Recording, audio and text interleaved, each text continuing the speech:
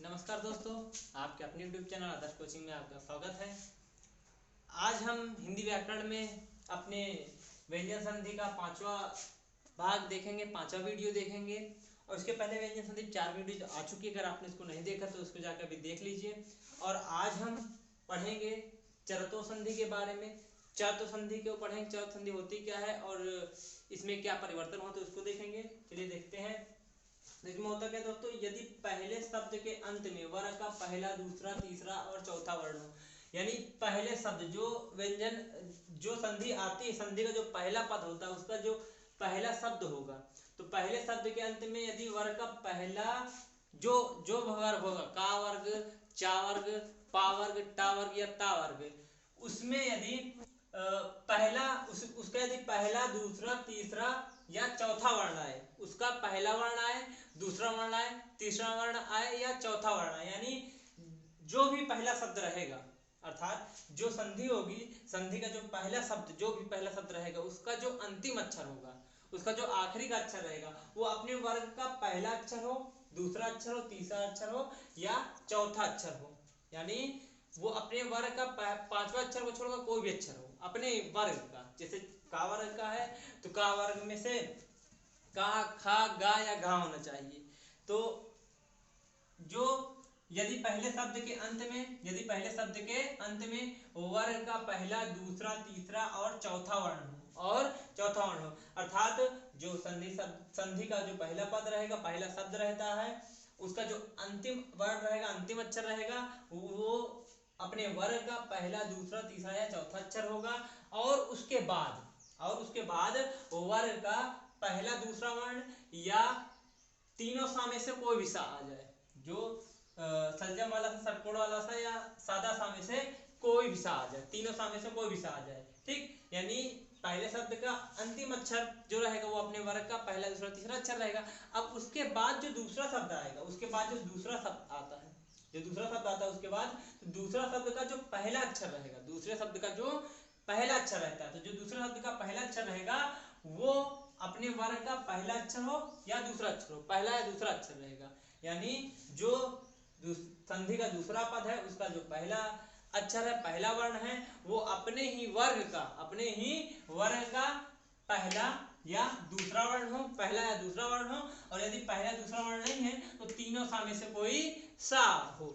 तब जो पहले शब्द का अंतिम अक्षर रहता है, जो पहले शब्द का अंतिम वर्ण रहेगा, वो बदल कर अपने वर्ग का पहला वर्ण हो जाएगा, यानी उसमें परिवर्तन हो जाएगा, वो अपने वर्ग का पहला अक्षर बन जाता है, अपने वर्ग का पहला अक्षर बन जाता है। एक बार फिर से देखते हैं। यदि पहले शब्द के अंत में संधि का जो पद है, उसमें जो पहला शब्द है, पहले शब्द के अंत में वो वर्ग का पहला, दूसरा, तीसरा या चौथा वर्ण है, उसमें अपने वर्ग का पहला, दूसरा, तीसरा या चौथा वर्ण हो, और उसके बाद वर्ग का पहला, दूसरा वर्ण, और उसके बाद यदि वर्ग का पहला, दूसरा वर्ण, अब उसके बाद जो दूसरा पद आता है, दूसरा शब्द आता है, उसकी शुरुआत अपने वर्ग के पहले, दूसरे वर्ण से हो या तीनों सा में से कोई भी सा आए, तीनों सा में से कोई भी सा आ जाए, तो पहले शब्द का अंतिम वर्ण बदल कर अपने वर्ग का पहला वर्ण हो जाता है। तो जो पहले शब्द का अंतिम वर्ण रहेगा, पहले शब्द का अंतिम वर्ण रहेगा, वो बदल जाएगा और अपने वर्ग का पहला अक्षर बन जाएगा। उदाहरण के लिए जैसे मान चलिए पहले शब्द का अंतिम वर्ण यदि खा है, पहले शब्द का अंतिम वर्ण यदि खा है, तो खा का वर्ग का है, और का वर्ग में से पहला जो वर्ण आता है वो का आता है, तो खा का हो जाएगा का। यदि जा आता है, पहले शब्द के अंत में जा आता है, तो जा के बाद यदि पहला शब्द या दूसरा वर्ण आता है, अपने वर्ग का पहला, दूसरा वर्ण आ जाए या तीनों समय से कोई आ जाए, तो वो जा जो है वो बदल करके चा हो जाएगा, क्योंकि वो चा वर्ग का है, अपने वर्ग का पहले अक्षर हो जाएगा, अपने वर्ग के पहले अक्षर में बदल जाएगा। तो ये होता है आपका चरतु संधि। अब इसको हम थोड़ा समझ लेते हैं इसकी सहायता से, जो हमने बॉक्स बनाया यहाँ पर। तो इसमें देखिए का, खा, गा, घा, ये का वर्ग है, इसमें पांचवा अक्षर नहीं लिया जाता है।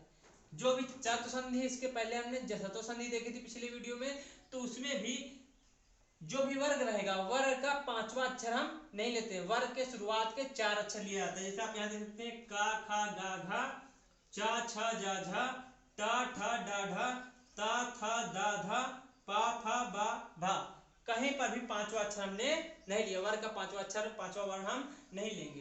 तो अब देखते हैं, मान लीजिए क वर्ग का शुरुआत के 4 अक्षर आ गए हैं, पहले शब्द के अंत में, पहले शब्द के आखिरी में।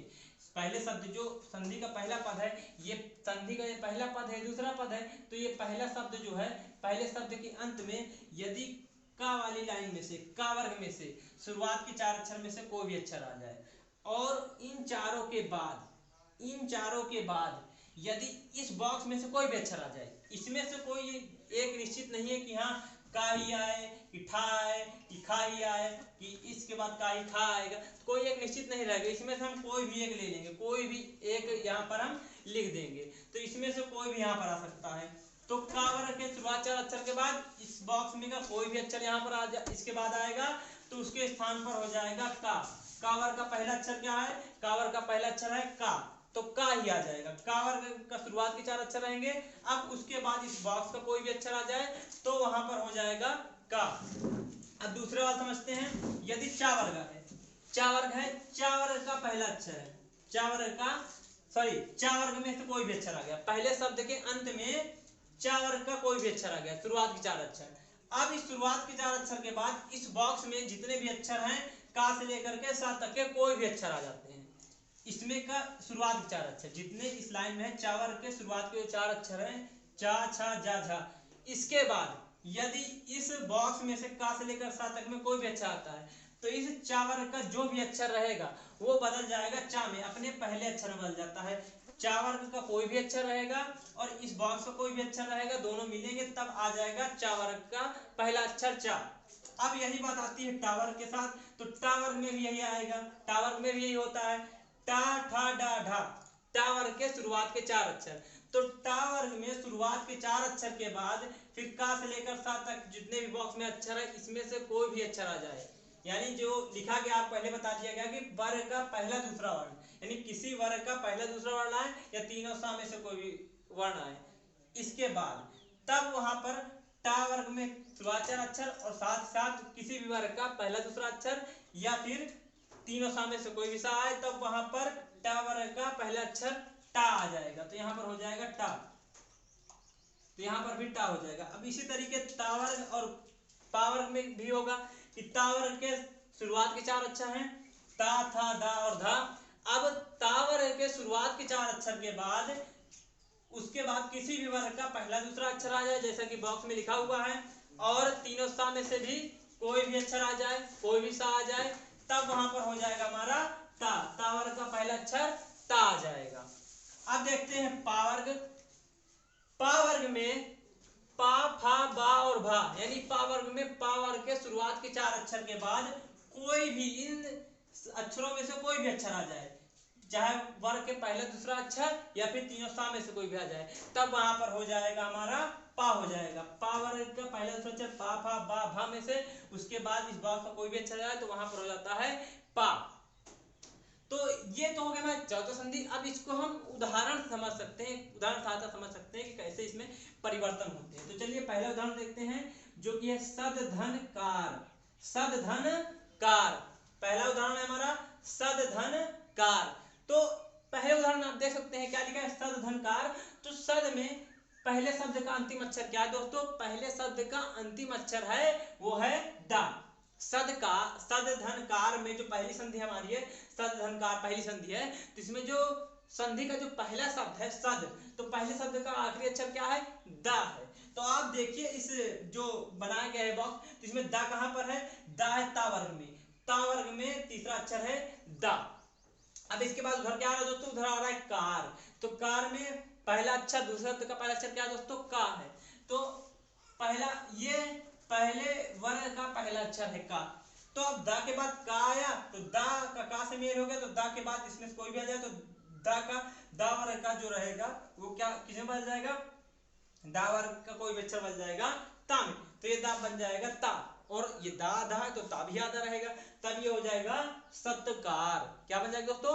सत्कार। दा का बन जाएगा ता, दा के बाद इसमें से कोई भी अक्षर हो जाएगा ता, क्योंकि ये ता वर्ग का है। फिर आगे देखते हैं लब धन अस्यते। लब धन अस्यते ये दूसरा हमारा उदाहरण है, लब धन अस्यते। तो यहाँ पर लब में जो पहला शब्द है वो है लब। अब इस लब जो संधि कर रहे थे, पहला शब्द लब, तो पहले शब्द का अंतिम अक्षर क्या है दोस्तों यहाँ पर, तो पहले शब्द का अंतिम अक्षर यहाँ पर है भा। पहले शब्द का अंतिम अक्षर क्या है दोस्तों यहाँ पर है भा। अब भा के बाद क्या आ रहा है दोस्तों, सा आ रहा है। अब ध्यान दीजिए, भा के बाद इसमें से कोई भी अक्षर आ जाए तो भा का क्या हो जाएगा, पा हो जाएगा, क्योंकि भा पावर का है। तो भा के बाद ये वाला सा आया है, अब भा के बाद इनमें कोई भी आएगा तो पा हो जाएगा, तो भा का हो जाएगा पा, तो ये हो जाएगा लपस्यते, लपस्यते, तो ये लपस्यते हो जाएगा।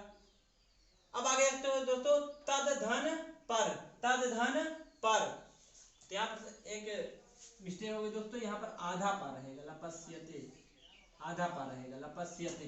तो तद धन पर, अगला जो हमारा उदाहरण है वो है तद धन पर, तद धन पर। तो तद में दोस्तों पहले शब्द का अंतिम अक्षर क्या है, दा है, बिल्कुल वैसे इस तद में था। तो दा के बाद क्या है दोस्तों, पा है, दा के बाद इनमें कोई भी अच्छा है, दा का हो जाएगा ता, तो ये हो जाएगा तत्, तद का हो जाएगा तत्, पर जुड़ जाएगा तो हो जाएगा तत् पर, तद पर था तो हो जाएगा तत् पर। ठीक दोस्तों, अब आगे देखते हैं, उदधन तृण, उदधन तृण, फिर दा आया, और दा के बाद क्या दोस्तों, ता आया। अब दा के बाद इसके बाद कोई भी अच्छे इधर का आएगा, दा हो जाएगा ता में, तो हो जाएगा उदधन तीर्ण, और जोड़ेंगे तो बन जाएगा उत्तीर्ण।